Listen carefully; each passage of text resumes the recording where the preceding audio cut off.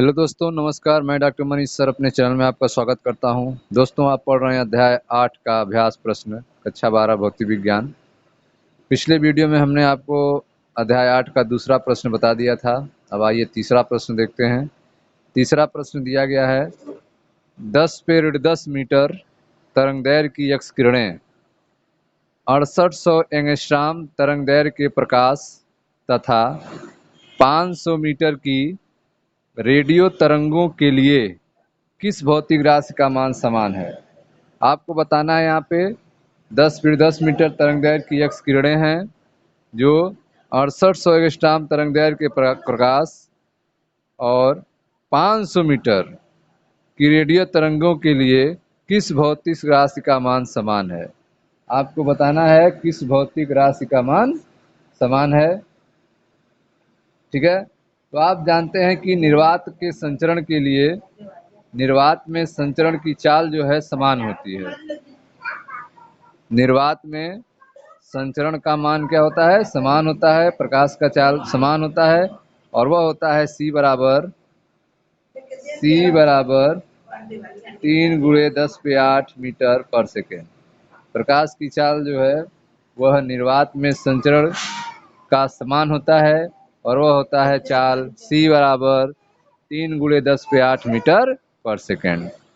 ठीक है, तो चाहे 10 मीटर तरंगदैर्घ्य की एक्स किरणें हो, चाहे 6800 एंगस्ट्रॉम तरंगदैर्घ्य का प्रकाश हो, ठीक है, दोनों में प्रकाश की चाल जो होगी वह 3 × 10⁸ मीटर पर सेकेंड होगी। ठीक है, अब आ गया आपका क्वेश्चन नंबर 4। क्वेश्चन नंबर 4 कह रहा है, एक समतल वैद्युत चुंबकीय तरंग निर्वात में जेड अक्ष के अनुदिश चल रही है। ठीक है, निर्वात में जेड अक्ष के अनुदिश चल रही है। इसके विद्युत तथा चुंबकीय क्षेत्र के सदिश की दिशा के बारे में आप क्या कहेंगे? यदि तरंग की आवृत्ति 30 मेगाहर्ट्ज हो तो इसकी तरंगदैर्घ्य कितनी होगी? ठीक है, तो सबसे पहले आपको बताना है कि वैद्युत चुंबकीय तरंग जो है वह निर्वात में जेड अक्ष के अनुदिश चल रही है, तो इसका विद्युत और चुंबकीय क्षेत्र के सदिश की दिशा के बारे में आपको पूछ रहा है कि विद्युत क्षेत्र किस दिशा में होगा और चुंबकीय क्षेत्र किस दिशा में होगा। तो आप जान रहे हैं कि वैद्युत क्षेत्र जो होगा वह एक्स दिशा में होगा, चुंबकीय क्षेत्र जो होगा वह वाई दिशा में होगा। तरंग के चलने की दिशा क्या है? जेड अक्ष।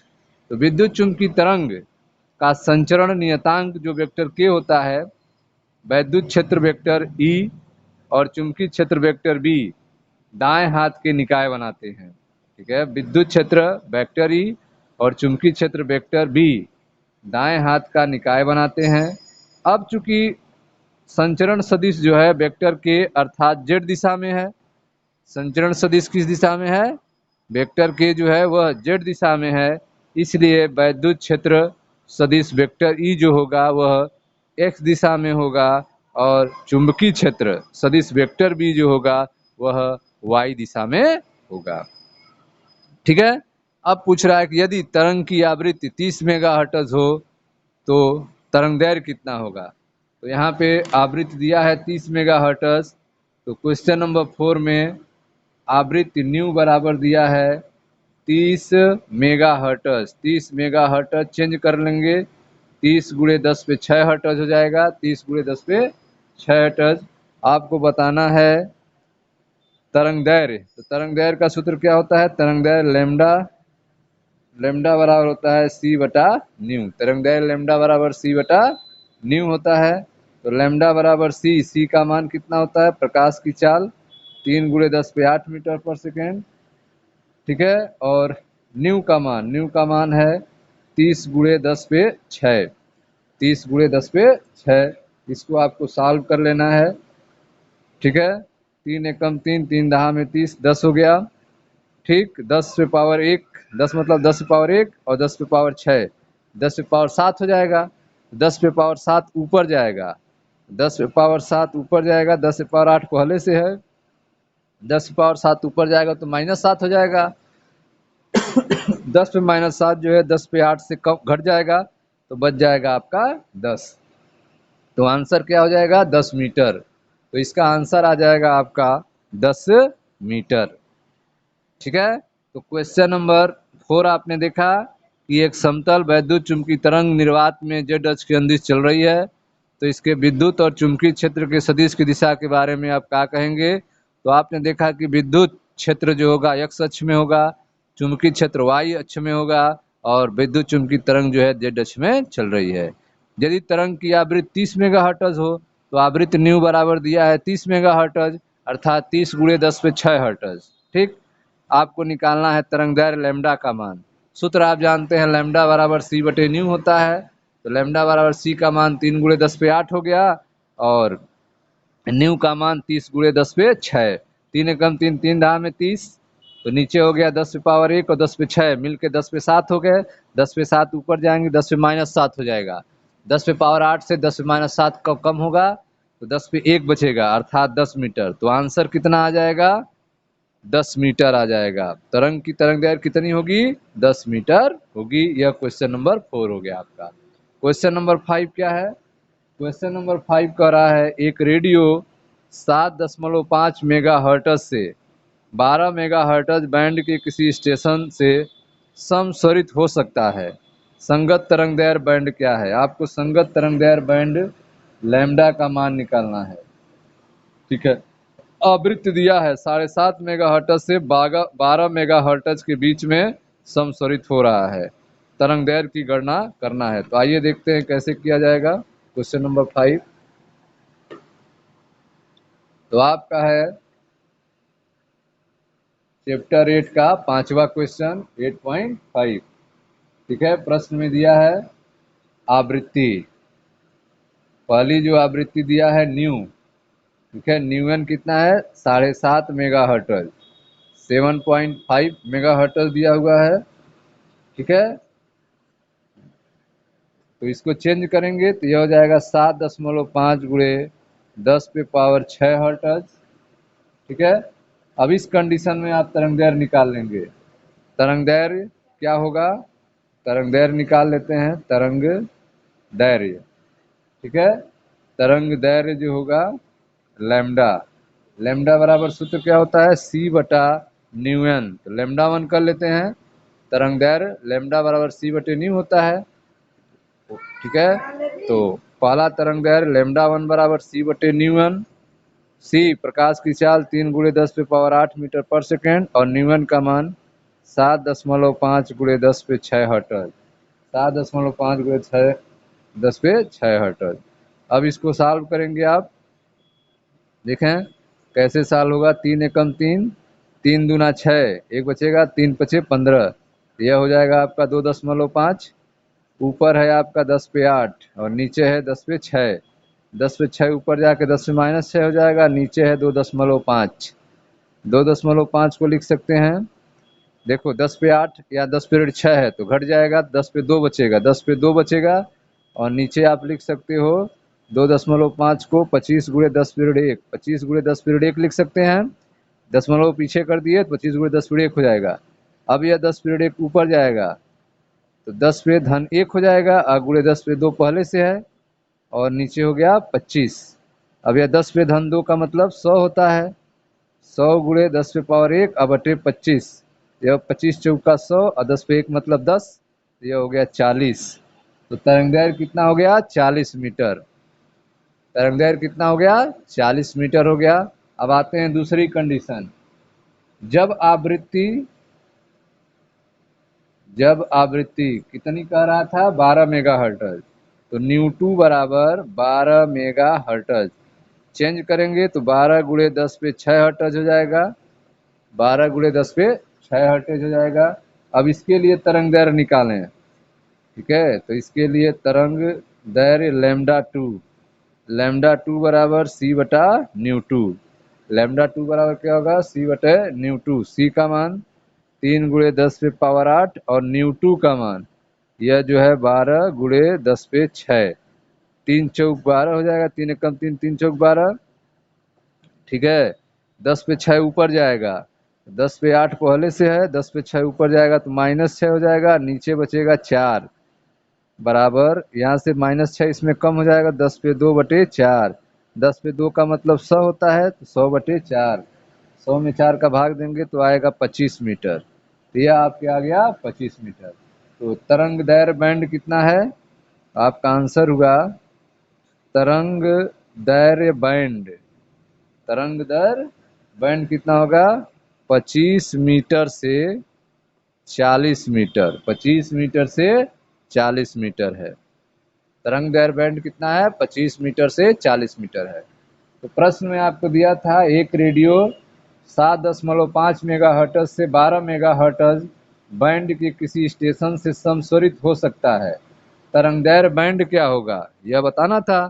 तो आवृत्ति जो न्यून था वह 7.5 मेगाहर्ट्ज था। चेंज आप किए तो 7.5 × 10⁶ हो गया। इसके लिए तरंगदैर्घ्य लैम्डा निकालना है। तो आप जानते हैं तरंगदैर्घ्य लैम्डा बराबर c/न्यू होता है। तरंगदैर्घ्य λ1 बराबर c/न्यू1 हो जाएगा। c का मान 3 × 10⁸ और न्यू1 का मान 7.5 × 10⁶।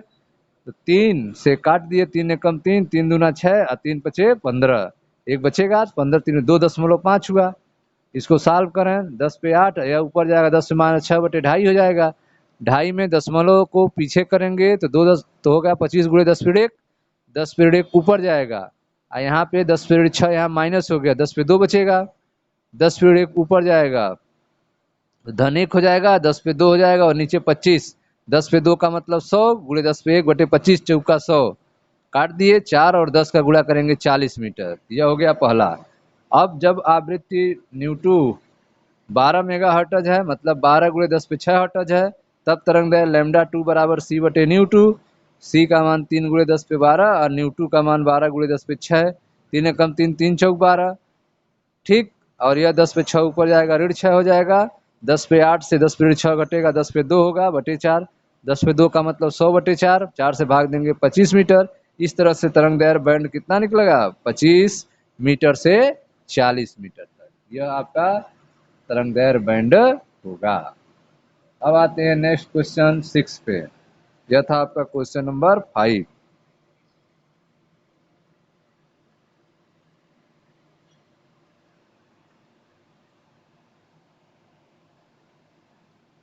क्वेश्चन नंबर 6 कह रहा है, देखें ध्यान से, एक आवेशित कण अपनी माध्य साम्यावस्था के दोनों ओर 10⁻9 हर्ट्ज आवृत्ति से दोलन करता है। दोलक द्वारा जनित वैद्युत चुंबकीय तरंगों की आवृत्ति कितनी है? ठीक है, दोलक द्वारा जनित वैद्युत चुंबकीय तरंगों की आवृत्ति कितनी है? ठीक है, तो एक आवेशित कण अपनी माध्य साम्यावस्था के दोनों ओर, आवेशित कण जो है वह अपने माध्य साम्यावस्था के दोनों ओर 10⁻9 हर्ट्ज आवृत्ति से दोलन करता है। दोलक द्वारा जनित वैद्युत चुंबकीय तरंग की आवृत्ति कितनी है? अब आप जानते हैं कि मैक्सवेल सिद्धांत के अनुसार न्यू आवृत्ति से दोलन करने वाला आवेशित कण जो है न्यू आवृत्ति की वैद्युत चुंबकीय तरंग उत्सर्जित करेगा। ठीक है, न्यू आवृत्ति से दोलन करने वाला आवेशित कण न्यू आवृत्ति की विद्युत चुंबकीय तरंग उत्सर्जित करेगा। इसलिए दोलक द्वारा जनित विद्युत चुंबकीय तरंग की आवृत्ति कितनी हो जाएगी? 10⁻9 हर्ट्ज हो जाएगी। ठीक है, तो जितने आवृत्ति से वह दोलन करेगा उतनी ही आवृत्ति का वैद्युत चुंबकीय तरंग उत्पन्न होगा। इसके अनुसार, मैक्सवेल के सिद्धांत के अनुसार। तो इसका आंसर क्या हो जाएगा? 10⁻9 हर्ट्ज हो जाएगा। ठीक है, तो मैक्सवेल के सिद्धांत के अनुसार न्यू आवृत्ति से दोलन करने वाला आवेशित कण न्यू आवृत्ति की विद्युत चुंबकीय तरंग उत्सर्जित करेगा। इसलिए दोलक द्वारा जनित विद्युत चुंबकीय तरंग की आवृत्ति जो होगी वह 10⁻9 हर्ट्ज ही होगी। ठीक, अब क्वेश्चन नंबर 7 देखते हैं। क्वेश्चन नंबर 7 है, निर्वात में एक आवर्त वैद्युत चुंबकीय तरंग के चुंबकीय तरंग वाले भाग का आयाम B0 बराबर 510, ठीक है, 510 नैनो टेस्ला है। निर्वात में एक आवर्त वैद्युत चुंबकीय तरंग के चुंबकीय क्षेत्र वाले भाग का आयाम, वैद्युत चुंबकीय तरंग के चुंबकीय क्षेत्र वाले भाग का आयाम B0 बराबर 510 नैनो टेस्ला है। तरंग के विद्युत क्षेत्र वाले भाग का आयाम क्या है? आपको तरंग के विद्युत क्षेत्र वाले भाग का आयाम बताना है, अर्थात आपको E0 का मान बताना है। B0 का मान दिया है, E0 का मान बताना है। और आप सूत्र जानते हैं B0 बटे E0, यह आप सूत्र पता है कि E0 बटे B0 बराबर C होता है। इससे यह लगेगा क्वेश्चन, तो आइए सॉल्व करते हैं। सूत्र आपका अप्लाई होगा B0 बटे E0 बराबर C, B0 बटे E0 बराबर C। ठीक है, आपको E0 बताना है, तो E0 बराबर क्या हो जाएगा? सूत्र क्या होता है? हाँ, यह सूत्र गलत लिखा गया है, E0 ऊपर होगा। सूत्र होता है E0 बटे B0 बराबर C। निर्वात में चुंबकीय क्षेत्र तथा वैद्युत क्षेत्र सदिश के आयामों में क्या संबंध है? E0 बटे B0 बराबर C। इसलिए E0 बराबर तो B0 C। ठीक है, E0 बराबर क्या होता है? B0 C होता है। अब प्रश्न में चुंबकीय क्षेत्र की तीव्रता B0 दिया हुआ है, कितना दिया है? 510 नैनो टेस्ला।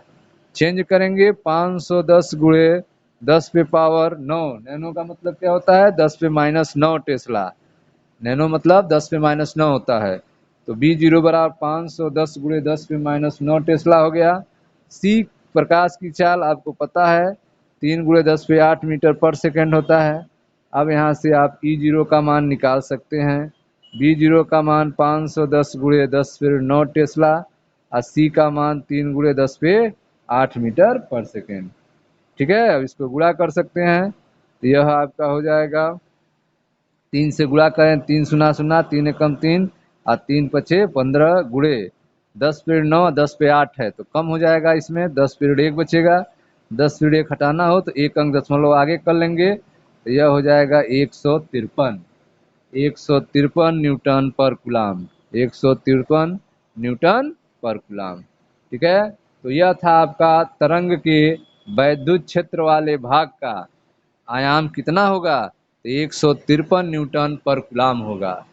सूत्र आपने क्या लगाया? E0 बराबर B0 C, E0 बराबर B0 C या E0 बटे B0 बराबर C। यह फार्मूला आपने लगा के वैद्युत क्षेत्र वाले भाग का आयाम निकाला, जो कि 153 न्यूटन पर कूलाम आया। यह था क्वेश्चन नंबर 7। अब आइए देखते हैं क्वेश्चन नंबर 8। क्वेश्चन नंबर 8 को देखा जाए। मिलते हैं नेक्स्ट वीडियो में, जहाँ पे 8 से देखा जाएगा।